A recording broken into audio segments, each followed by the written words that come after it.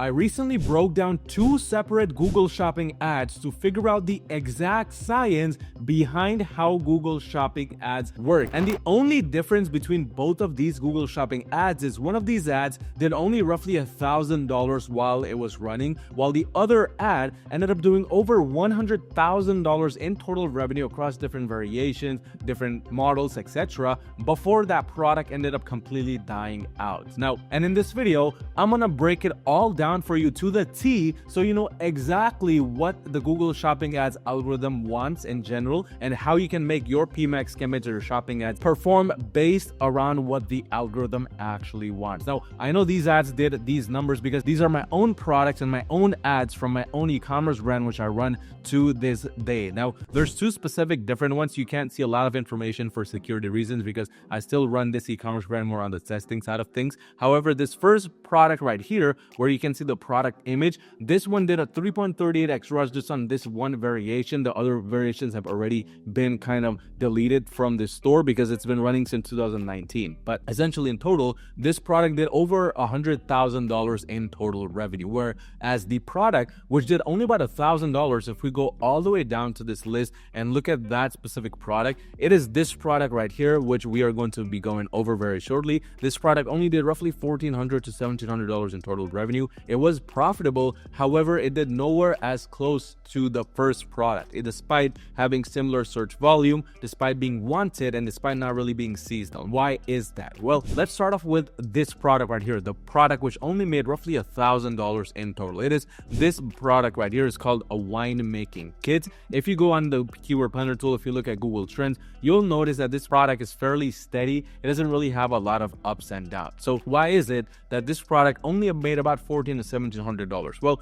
first and foremost, if we look at the ad which I had used right over here, the product image itself, we can see that that product image is now exactly the same one that Amazon is using. And even right now, if we look right here, there's multiple stores using that same exact product image. Back when I was selling this product, I was sourcing it directly from AliExpress, which we see right here, also selling this product. So the main issue that caused this product to only do $1,000 and not more than that is, number one, the approach I was trying to take with this product. Even during that time, it was already getting used by a few other brands which aren't showing up here, but they had the same exact product images as I did because they were copying me once this product became a semi-winner for our niche or our brand. And essentially the same product image was getting used. The product titles, it was fairly simple and straightforward. My product titles right over here were a lot bigger with a lot more perceived value, a lot more SEO keywords. However, that was not enough because see, the thing is with Google Ads, and I learned this from this experience,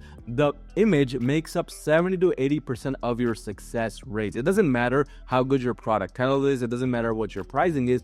If you're not able to attract the user with the right kind of product image which stands out from your competitors, then it's simply not going to perform, period, which is exactly what ended up happening here. Slowly over time, this product ended up blending in with all of the other competitors, and as a result, it never really got the ability to take off essentially and go to multi-6, multi-7 figures. But the third most important thing and the most important reason why this product didn't do well is there were a lot of other competitors popping up during that time, especially dropshippers who were copying the exact product landing pages, the product pricing, and everything in between. In fact, they were undercutting what product pricing I had during that time. Right now, this product is for $97, or it was during that time at least. And whereas if you see right here, these brands were selling it for $53, or maybe there was AliExpress coming up for $43. There was Walmart. So essentially what ended up happening, and this happens often, is as you start to scale a product and your competitors start to notice, they either start to undercut you or they start to copy you. And this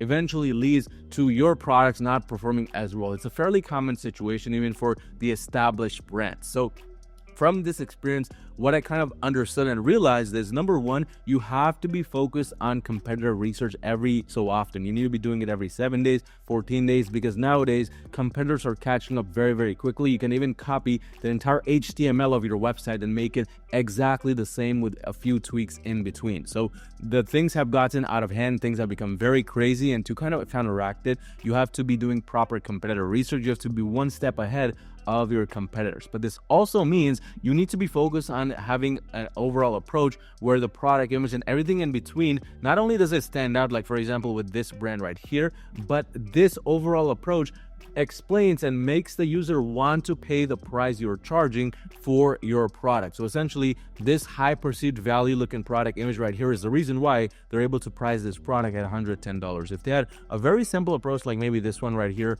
or maybe this one right here even, then there is no chance that they would have been able to sell this product for $110. It all comes down to how much value a user is seeing through their eyes, through your product images first and foremost. But then of course, you want to make sure you have the right product titles, which are related to what you are selling, have high perceived value, etc. The pricing is right as well, and the back end also has the necessary elements, like for example trust values like the reviews right here, or maybe discount codes, promos, etc. But this was one of the major reasons why this product ended up becoming a sort of a small winner and ended up dying fairly quickly. I mean, if we go ahead and look at the actual data, we can understand that this product overall did not last too much of a long time. It ended up essentially really starting to scale during this time right here, where it got majority of the sales, and then it had its ups and downs overall over this period of time, and it sold a little bit over a period of time until eventually it just completely stopped selling. So that's essentially what ended up happening here with this specific product. But now moving on to the product which ended up doing over 6 figures. Why is it that this product ended up doing over 6 figures in revenue